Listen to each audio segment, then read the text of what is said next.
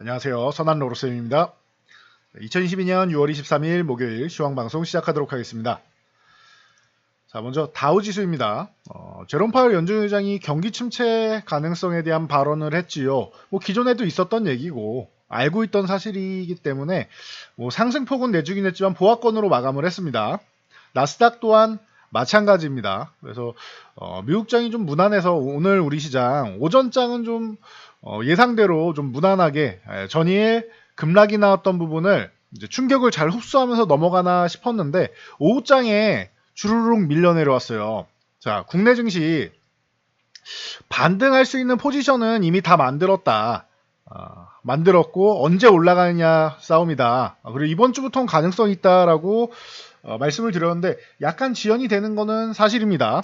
자, 보시면은 지금 환율이 1,300원을 이제 넘나든 상황에서 주식이 매수가 들어오는 건 어렵겠죠. 이런 상황에서 잘 보시면 오늘 특이 동향이 외국인들이 3천억도 안 되는 금액을 매수했어요. 그러면은 큰 금액 매도한 건 아닙니다. 근데 개인이 6,700억을 매도했다. 자, 코스닥도 개인 투자가 600억 가까이 매도했다라는 것.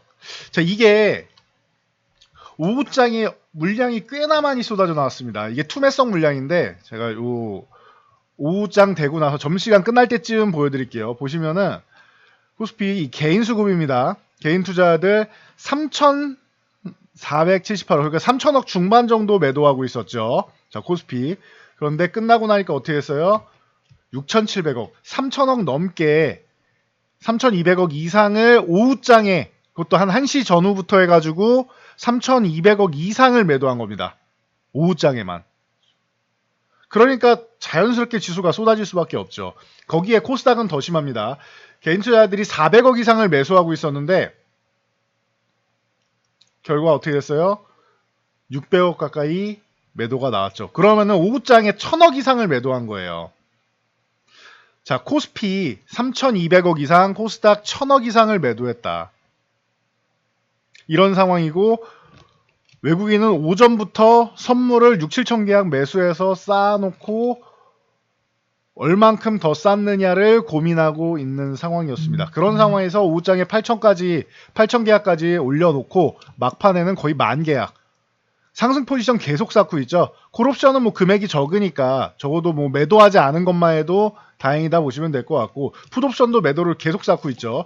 말씀드렸죠. 이거 외국인들이 2200포인트대로 내려가게 되면은 천문학적인 손실을 보게 된다라고 말씀드렸어요. 그러면은 이 2200포인트 흔들기 정도야 나올 수는 있어도 오늘도 2300 흔들기 정도는 나왔죠. 그래서 흔들기 정도는 나올 수 있어도 이렇게 내려가서 안착돼서 7월 만기를 맞이할 수는 없다.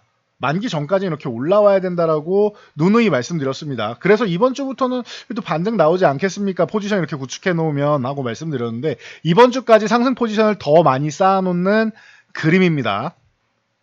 그래서 약간 지연된 부분에 의해서 그리고 코스닥 같은 경우는 또 급락이 한번 나오니까 여러분들이 불편하실 수 있어요. 감정이. 그런데 이거는 아셔야 돼요. 지금 쏟아진 이 구간은 회복이 되는 구간이라는 거. 제가 기존에 말씀드렸던 이 신용잔고 물량 요즘 얘기 많이 나오죠. 기존에 900포인트 이탈할 때 이거 신용 물량 때문에 밀어내는 거 아니냐 이런 얘기 나왔는데 제가 단호하게 말씀드렸어요. 여러분 그 정도로는 신용 물량 전혀 일부는 나와도 전혀 해소가 안 된다. 여러분들 신용 지금 우리나라가 20조가 훨씬 넘게 올라와서 25조를 넘어가고 있는 찰나에 일부는 좀 줄었다고 해도 그렇게 쉽게 해소가 되지 않습니다. 이거 해소되려면 어떻게 해야 되느냐? 700포인트 흔드는 정도 수준은 가야 된다. 700포인트 흔들면 잠깐 쏟아지는 걸로 650포인트에서 한 630포인트 이렇게 건드릴 수는 있는데 700포인트 이탈해서 투매가 탁 나온다라고 하면 순간적으로 갔다가 이렇게 리바운딩이 됩니다. 이렇게 될 수는 있는데 가능성은 이 구간에서 낮다라고 계속 말씀을 드렸는데 결국에는 수급적으로 이번에 한번 털고 가자라는 거예요. 나왔습니다 이게. 자, 그래서 여러분들 굉장히 지금 신기가 불편하신 상황일 텐데 그 부분 저희도 마찬가지입니다. 불편하지만 보셔야 되는 건 이 정도 내려와야지 신용이 이렇게 내려온다는 거. 이거 이틀 전 겁니다. 그러면은 어제 오늘까지 하면 이렇게 더 급락이 나오겠죠. 이제 20조 원이 깨진 거예요. 제가 말씀드린 이거 20조 원 아래로 내려가야 되는데 이 정도까지는 내려가야 됩니다. 말씀드렸던 그 상황이 이렇게 벌어진 것이다 생각하시면 돼요. 그래서 오늘 오후장에 뭐 CFD 신용 물량 당연한 거고 여기에 개인 투자분들 투매 물량도 나왔다라는 거. 네. 이게 이렇게 하면서 이제 그동안 잘 버텨온 수급적으로 잘 버텨왔던 이 2차 전지주까지 오늘 확 밀어내리면서 에코프로비엠 뭐 LNF 확 밀어내렸죠. 거의 10% 정도를 밀어내렸는데 60일선 정도까지 조정을 일단 한 차례 주었습니다. 뭐 살짝 흔들린다라고 하면 좀 더 밀려도 상관없는데 40만원 구간 오면은 뭐 무조건 사야 되는 구간이고요. 그냥 가격적인 메리트를 준 거예요, 이거는. LNF도 마찬가지입니다. 61선 이탈해서 내려와 있는데 가격적인 메리트를 주고 있는 구간이다라는 거 참고하시면 될 것 같습니다. 2차 전지주는 한동안 좋았으니까요. 그리고 2차 전지주 외에도 그동안 좋은 종목임에도 불구하고 밀려있는 것들이 있어요. 단순히 기업 내용이 좋다. 삼성전자 같은 이런 종목 말고요. 기업 탄탄하다 말고 실적도 잘 나오고 향후 성장성도 이제 수급 때문에 밀려 내려왔다라는 종목들이 있어요. 여러분들이 지금 여기서 잘 생각하셔야 되는 거예요. 여기서 잘 생각하셔. 그런 종목들은 보유하시면 되는데 그렇지 않다. 종목은 좋은데 뭐 수급이 부족하거나 앞으로 좀 성장성이 부족하거나 향후 발전 가능성이 부족하거나 뭐 이런 섹터들은 교체하는 것도 방법이 될 수 있습니다. 어쨌거나 내가 예를 들어서 1000만 원이 있었는데 500만 원이 됐다. 그러면 다시 500만 원을 벌어야 되는 거죠. 지금 있는 종목으로 기존에는 일부는 내려오고 안 내려온 종목도 있고 그랬는데 지금은 다 같이 내려왔잖아요. 수급적으로 밀어내렸죠. 그럼 이런 상황에서 제가 종목의 수평이동 말씀드렸죠. 어쨌거나 500만 원을 벌어야지 다시 1000만 원이 된다라고 하면은 지금 가진 종목으로 기다려서 1000만 원을 가느나 교체해서 1000만 원을 가나 어쨌든 1000만 원을 가야 되는 거죠. 그럼 더 빠른 쪽을 선택하는 겁니다. 내 종목이 더 빠를 것이다. 그러면은 들고 가시면 되는 거고 아니다 싶으면은 반등 구간이든 지금 구간이든 교체를 한번 고려해 보는 것도 방법이 됩니다. 그리고 종목이 많으신 분들은 이참에 종목을 싹 정리하는 것도 방법이 될 수 있겠죠. 종목을 확 줄이고 선택과 집중을 하는 것도 좋습니다. 그리고 나는 이 종목 다 정리하기에는 너무 어렵다 싶으신 분들은 한 30%에서 최소 30% 이상이고요. 30%에서 한 50% 정도라도 가능하면 50% 이상 하는 게 좋은데 난 정말 안 되겠다 싶은 분들은 일부라도 교체하는 것도 방법이 될 수 있습니다. 물론 내 종목이 정말 좋다라고 하면 지금 내가 종목을 매도해도 이 종목이 제일 좋은 종목이다. 그럼 다시 사시면 돼요. 그런 종목만 들고 가시면 됩니다. 자, 이렇게 해서 말씀을 드릴게요. 2차 전지주 같은 경우도 드디어 이제 하락이 나오면서 전기차 관련주들 한 차례 조정을 주었다라고 보시면 될 것 같습니다. 그래서 뭐 우중충한 일만 있느냐? 또 그런 건 아니죠. 뭐 셀트리온 같은 경우는 기존에 과하게 밀렸다라고도 많이 말씀드렸는데 최근 급락에도 좀 든든하게 잘 버텨주고 있습니다. 보시면은 16만원 쪽으로 계속 수렴을 하고 있죠. 자, 흡입형 치료제 임상 3상 착수한다라고 하고 하반기에 아바스틴 바이오시밀러 허가 기대감도 있죠. 그래서 그동안 기업이 그렇게 나쁘지 않았는데 과도하게 많이 밀렸다. 지금 여기만 봐서 그러지 이 종목을 거의 뭐 40만원 부근에서부터 밀어내린 거죠. 그런데 이 기업이 그렇게까지 뭐 기업 내용이 안 좋아지거나 한 게 있느냐? 오히려 기술력은 글로벌 시장에서 인정을 받고 그렇다고 뭐 실적이 뭐 아예 뭐 부서졌느냐 뭐 그런 것도 아니죠. 보시면은 셀트리온 실적 같은 경우는 그렇게까지 망가진 적이 없어요. 성장이 좀 둔화됐다라는 거는 인정한다. 그러니까 일부 하락은 할 수 있는데 이렇게까지 시장에서 박살낼 이유는 없었다. 이거는 지난 정권에서 셀트리온을 좀 안 좋아한 거 아니냐라는 합리적인 의심까지 하게 만든다라고 말씀드렸죠. 2019년에 영업이익 3,800억이었는데 2020년이 제2의 도약기라고 말씀드렸죠. 어떻게 했어요? 거의 뭐 2배 달성할 뻔했죠. 그리고 나서 2021년에 성장폭이 둔화되었다. 그러면은 일부 실수는 있죠. 그런데 어떻게 했어요? 주가가 기존 주가로 돌아왔잖아요. 이 주가가 어떤 주가인데요? 미중 무역 전쟁으로 해서 가장 어렵게 흘러가고 이 구간에 뭐예요? 분식회계 이슈 있고 그리고 글로벌 바이오시밀러 업체들이 빅파마들이 바이오시밀러 견제한다고 할 때였죠. 그리고 나서 이거를 극복해내는 게 2020년이었는데 이때 주가까지 내려오는 건 말이 안 된다라고 누누이 말씀드렸습니다. 세티리온은 이거는 이제 지난 정권에서 일단은 넘어가는데 뭐 분식회계나 이런 여러 가지 이슈 그리고 여러 가지 수급적인 측면에서 고의적으로 좀 밀어내린 감이 있다라고 생각하시면 돼요. 이건 제자리 찾아갈 필요가 있습니다. 그래서 셀트리온 그룹주 같은 경우가 뭐 양호한 흐름 다시 한번 보이고 있고 뭐 현대사료 같은 경우가 어제 이어서 오늘 상승을 보이긴 했는데 상승세가 유지되지는 못했습니다. 이거 참고하시면 될 것 같아요. 인플레이션으로 시장이 하락할 때는 이런 식량 관련주 보시면 됩니다라고 말씀드렸는데 사실 어제 오늘은 인플레이션 때문에 오른 게 아니죠. 어제 오늘은 그냥 수급 때문에 밀어내린 거기 때문에 뭐 요 일부 종목들은 올랐지만 전체적으로 이제 쉬어가는 구간이다라고 보시면 돼요. 이 식량 관련주도 뭐 한일사료부터 시작해서 미래생명자원, 누보, 뭐 한탑, 고려산업 뭐 이런 종목들 전체적으로 다 밀려 있는데 이건 추후에 다시 순환매를 노려야겠죠. 밀려 있는 종목들. 그렇다고 하면은 기존에 쉬고 있던 뭐 신송홀딩스나 뭐 푸드나무 뭐 이런 종목들이 좀 대안으로 한 번씩 움직일 수 있다라는 것도 참고하시면 될 것 같아요. 그리고 어제 원전 협력업체 지원 방안 말씀을 드렸죠. 그 발표가 나온 다음에 어떻게 됐어요? 두산에너빌리티가 다시 한번 요 하락 추세 때 하단 안으로 복귀하려고 도전하고 있다라는 거 참고하시면 될 것 같아요. 수급이 개선되기 시작한다. 그리고 다시 한번 정부 정책 수혜주들은 이렇게 밀어내려도 다시 한번 반등 나올 가능성이 높다. 그리고 한신기계 좀 강조해서 말씀을 드렸는데 요 8,500원 구간 지난번에도 그렇고 이번에도 그렇고 중요한 구간이라서 반등 가능성이 있다 했는데 시장 영향력 때문에 유지되지는 못했어요. 플러스권으로 끝나긴 했는데 그것만 해도 뭐 기특하죠. 유지되지는 못했다. 그래도 한신기 같은 경우 여러분들 꾸준히 좀 보셔야 되지 않느냐. 요 8,500원 유지되는 이상 8,500원 이탈하면 한번 정리해 주시고요. 그 외에 뭐 오르비텍이나 뭐 이런 종목들 오르긴 했습니다. 그래서 뭐 참고 정도 하시면 될 것 같고요. 자, OCI 같은 경우가 이제 폴리실리콘 가격 고공행진을 펼치면서 오늘 잘 버텨주는 모습이었습니다. 이게 폴리실리콘 가격은 이제 중국 신장 지역 위구르족 인권 문제가 있었죠. 그래서 미국 EU에서 이제 불매 운동을 펼치면서 뭐 세계 3대 이제 폴리실리콘 업체 중 하나인 OCI가 이제 부각이 많이 됐다. 가격이 많이 좋아지고 있다라고 말씀을 드렸는데 그 이후로 뭐 여전히 뭐 양호한 모습 보이고 있다라는 거 확인이 되고 있습니다. 자, 그리고 CJ그룹, CJ 제일제당, 뭐 CJ 뭐 프레시웨이 이쪽이 좋았는데 CJ 제일제당은 인플레이션 수혜주기도 하고 실적이 좋게 나올 것이다라고 전망이 되고 있죠. 그래서 요 60일선 뭐 넘어가고 뭐 40만원도 넘어가긴 해야 되는데 긍정적인 실적 기대감이 나오고 있다 보시면 될 것 같아요.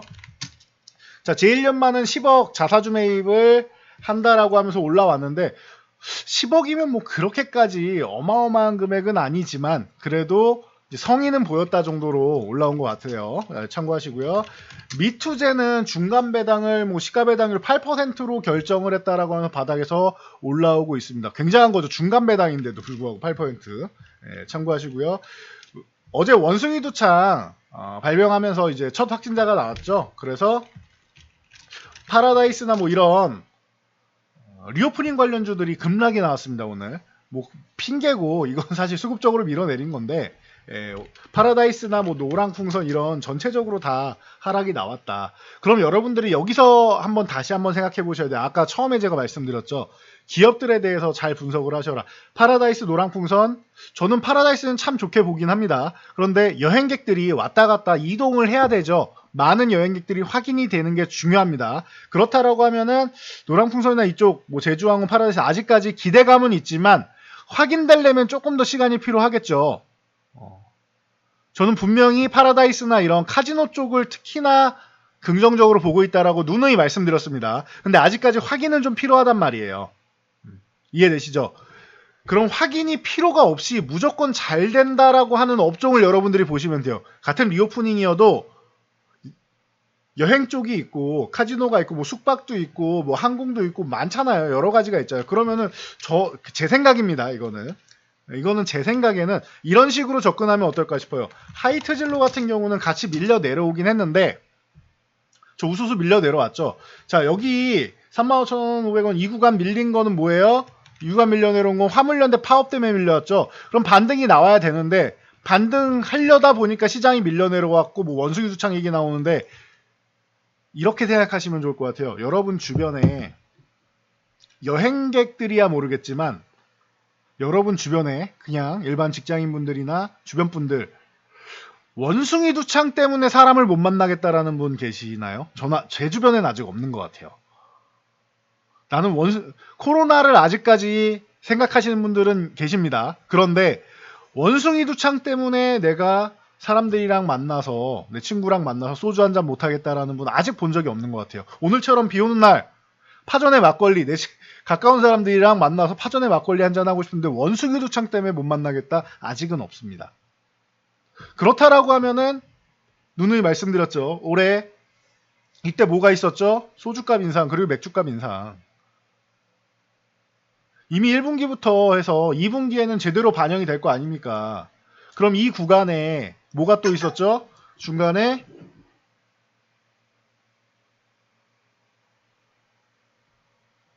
뭐가 있었죠? 리오프닝이 됐잖아요. 우리 마스크도 실외에서 벗어 던질 수 있고 실외에 이제 음식물 섭취도 뭐 근린시설, 이 일반 생활시설에도 가능하고 영화관에서도 먹을 수 있고 그리고 영업시간 제한, 이건 제일 이해가 안 가는 거긴 했는데 영업시간 제한도 해제됐고요. 그렇게 됐잖아요. 그러면은 이 소주 맥주 판매하는 이 주류 업체들은 자연스럽게 실적이 올라간다. 자연스럽잖아요. 그러면은 저는 이렇게 해서 같이 이것도 리오프닝이다 하면서 같이 밀렸는데 이쪽은 실적 확인하면 저는 좋지 않을까 생각해요. 뭐 컨센서스를 너무 높게 잡아서 뭐 목표치 미달됐다 할 수는 있겠지만 실적은 그냥 잘 나올 것 같아요. 제 생각엔. 여러분 생각은 어떠신지 한번 제가 말씀드린 거 잘 생각해 보세요. 여행이나 이런 부분은 앞으로 많이 갈 거고 기대감 있는 건 맞습니다. 그런데 지금 그렇게 어마어마하게 여행을 잘 다니냐? 우리나라가 풀었다고 모든 나라가 푼 건 아니기 때문에 서서히 풀려가는 과정이죠. 그렇다라고 하면은 확실하게 풀린 거는 이런 주류업종 같은 경우는 확실하게 풀려 있는 거 아니냐. 원숭이 두창 때문에 이게 문제가 되진 않을 것 같다라고 여러분들도 생각하신다라고 하면은 이런 종목들을 찾아서 옮기시는 것도 방법이 되지 않을까. 옮겨 탔다가 추후에 다시 기존 종목 가시면 되잖아요. 좋아질 때. 이런 방법을 취하시는 것도 방법이다라는 거. 저희도 그 방법을 취하려고 하고 있습니다. 그런 종목들은 놔두고 그렇지 못한 종목들 일부 종목들은 교체하는 것도 방법이 될 수 있다라는 거. 여러분들도 잘 생각하고 판단하시기 바랍니다. 전 여기까지 말씀드리고 물러가도록 하겠습니다. 어려운 시장이고 어려운 구간이고 불편한 구간은 맞습니다만 다시 말씀드리지만 포지션 자체는 위쪽 방향 반등이 언제 나와도 이상할 게 없는 구간이고 7월 만기일까지 이 포지션이 유지된다라고 하면은 이 구간에서 끝나면 외국인들이 손실을 많이 본다. 그렇다라고 하면 외국인들이 손실 보면서 이 구간까지 더 밀어내리고 더 뭐 최악의 수준으로 가서 멈춰 있는다 그러진 않을 것이다. 반등이 나온다라고 다시 한번 말씀드리도록 하겠습니다. 뭐 맨날 이렇게 반등만 나온다라고 말씀드린 게 아니라 근거 있게 말씀드리는 거죠. 오늘도 보시면은 오구장의 투매 영향력으로 해서 밀어내렸지 외국인들은 포지션 자체가 상승이잖아요. 코스피 주식만 매도했지 코스닥도 개인 투자자들이 투매한 거 다 받아줬잖아요. 이런 부분을 여러분들이 같이 생각하면서 지금 시장 밀려내려온 부분 이런 부분에 너무 공포감만 갖기보다는 좀 차분하게 한번 곰곰이 한번 생각해 보실 필요도 있을 것 같습니다. 자, 전 정말로 물러가도록 하겠습니다. 영상이 도움되셨다면 여러분들 주변 분들께도 저희 채널 추천 한번 부탁드리고요. 영상 잘 참고해서 모두 안전 투자하시기 바랍니다.